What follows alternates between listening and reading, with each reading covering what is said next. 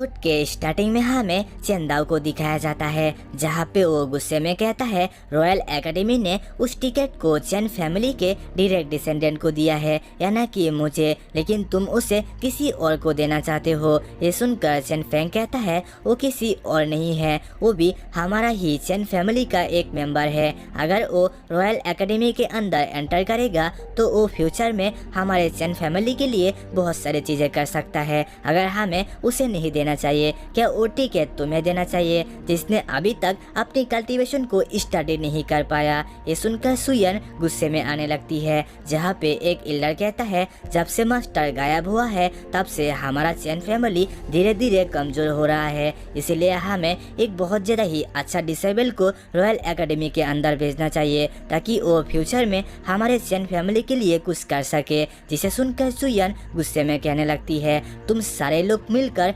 चेंदाओ को अकेला पाके बुली कर रहे हो, अगर तुम्हारे पास एबिलिटी है तो मेरे साथ फाइट करो। ये सुनकर चेन फेंग कहता है तुम पहले से ही रॉयल एकेडमी के अंदर एंटर कर चुके हो, लेकिन मैं अभी भी इसी फैमिली के अंदर पड़ा हुआ हूँ। क्या तुम उस टिकट को चेंदाओ को देना चाहते हो जिसने अभी तक अपनी कल्टीवेशन को स्टडी नहीं कर पाया। यहाँ पे जो कुछ भी हुआ है ये सारी चीजें चेंदाओ का गलती है। अगर तुम किसी को ब्लेम करना चाहते हो तो उसे करो, क्योंकि उसने अभी तक अपनी कल्टीवेशन को स्टार्ट नहीं कर पाया। ये सुनकर चेंदाओ कहता है क्या होगा अगर मैंने अपनी कल्टीवेशन को स्टार्ट कर लिया तो। ये सुनकर चेन फेंग कहता है तो मैं अपने नाम को उल्टा कर लूँगा। ये सुनकर चेंदाओ कहता है जैसा तुम्हारा मर्जी। ये कहकर वो बहुत ज़्यादा ही एटीट्यूड के साथ अपनी ऑरा को रिलीज करता है, जहाँ पे उसकी पावर बहुत ज़्यादा ही था, जिसे देखकर आसपास के लोग बहुत ज़्यादा ही हैरान होता है। जहाँ पे सुयन खुश होकर चेंदाओ के पास जाके कहता है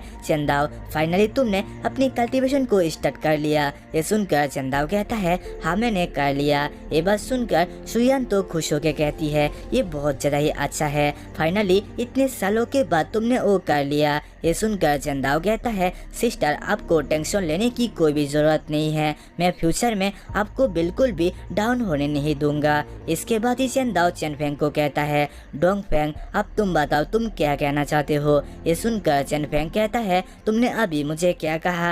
ये सुनकर चेंदाओ कहता है मैंने कहा डोंग फेंग तुमने अभी नहीं कहा, अगर मैंने अपने कल्टीवेशन को स्टार्ट कर दिया तो तुम अपने नाम को उल्टा कर लोगे, इसलिए मैंने तुम्हें डोंग फेंग कहा। ये सुनकर चेन फेंग कहता है इससे कुछ भी फर्क नहीं पड़ता, यंग मास्टर अभी अभी कल्टीवेशन करना स्टार्ट किया है, मुझे नहीं लगता वो फ्यूचर के अंदर कुछ कर पाएगा। ये सुनकर सुयान कहती है चेन फेंग तुम भी ये मत समझना, अगर तुम ऐसे ही यंग मास्टर को बुली करते रहोगे तो मैं यहाँ पे चुप बैठूंगा। ये बात सुनकर चेन फेंग कहता है मैंने यहाँ पे गलत क्या कहा, सबको पता है यंग मास्टर एक नंबर का ट्रैश है। ये सुनते ही सुयान गुस्से में आके चेन फेंग के ऊपर एक प्लाम अटैक कर देता है, जिसकी वजह से वो बहुत ज़्यादा ही दूर जाके गिरता है, जिसे देखकर आसपास के लोग बातें करने लगता है ये जो सुयान है वो रॉयल एकेडमी का बहुत ज़्यादा ही फेमस फीमेल कल्टीवेटर है, आज मैंने इसका ट्रू पावर देख लिया। जिसके बाद चेन फेंग कहने लगता है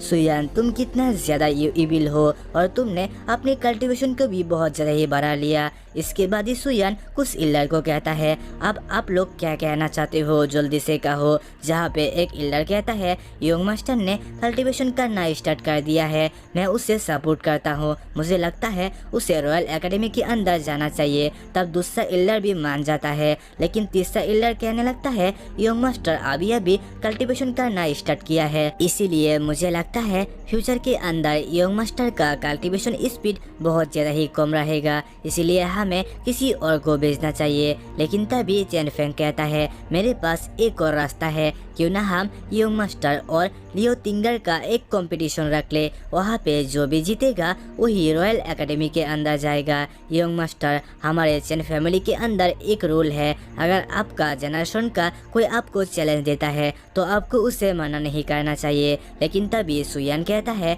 मैं इसके अंदर बिल्कुल भी एग्री नहीं हूँ। ये बात सुनकर चेन फेंग उसे रोक देता है और कहता है सिस्टर आपको ज़्यादा टेंशन लेने की कोई ज़रूरत नहीं है, मैं इसे संभाल लूँगा। ये बात सुनकर सुयान भी बहुत ज़्यादा ही खुश हो जाता है। इसके बाद ही चेंदाओ चेन फेंग को कहने लगता है ठीक है, मैं तुम्हारा इस कंपटीशन के अंदर एग्री हूँ, लेकिन मैं जब चाहूँगा तभी वो फाइट होगा। ये बात सुनकर चेन फेंग भी कहने लगता है, ठीक है, लेकिन अभी भी 1 महीने बचा हुआ है रॉयल एकेडमी के अंदर एंटर करने के लिए। उसके अंदर ही तुम्हें ये फाइट करना होगा। ये बात सुनकर चेन दाओ भी मान जाता है। इसके बाद चेन फेंग यहाँ से जाते हुए कहता है, मैं अभी देखना चाहता हूँ इस 1 महीने के अंदर तुम अपने पावर को कितना ज़्यादा बढ़ा लेते हो। ये सुनकर चेन दाओ कहता है, ठीक है, मैं तुम्हें अच्छा से दिखाऊंगा। इसके बाद ही सुयन चेन दाओ को कहता है, तुम्हें पता है ना ये सारी चीज़ें चेन फेंग का प्लान है। ये सुनकर चेन दाओ कहता है, सिस्टर आपको टेंशन लेने की कोई भी ज़रूरत नहीं है,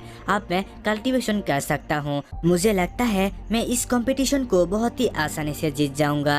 ये सुनकर सुयान कहती है, अगर तुम कह रही हो तो मैं ज़्यादा कुछ नहीं कहूँगा। इसके बाद चेन दाओ कहता है, आपको टेंशन लेने की ज़रूरत नहीं है। मुझे पता है मेरी पेरेंट्स के जाने के बाद हमारे चेन फैमिली बहुत ज़्यादा ही कमज़ोर हो चुका है, लेकिन मैं अब कल्टीवेशन कर सकता हूँ। अब मैं ज़्यादा से ज़्यादा कल्टीवेशन करके खुद को पावरफुल बनाऊंगा, जिससे हमारा चेन फैमिली भी पावरफुल हो जाएगा। ये बात सुनकर सुयान कहती है, अगर तुम्हारे पेरेंट्स आज यहाँ पे होता वो लोग ये देख कर बहुत ज़्यादा ही खुश होता। इसके बाद हमें चेन दाओ को दिखाया जाता है, जहाँ पे वो एक हॉल के अंदर जाता है और कहता है, इसके अंदर बहुत सारे कल्टीवेशन बुक पड़ा हुआ है, मुझे जल्दी से उसके अंदर जाके कुछ टेक्निक सीख लेना चाहिए। इसके बाद वो उस हॉल के अंदर जाके कहता है, इसके अंदर तो बहुत सारे स्किल पड़ा हुआ है, जहाँ पे बहुत सारे डिसेबल चेन दाओ को देखकर थोड़ा सा शौक हो जाता है। और इसी के साथ ही हमारे आज के एपिसोड खत्म होता है। तो मिलते हैं नेक्स्ट एपिसोड में।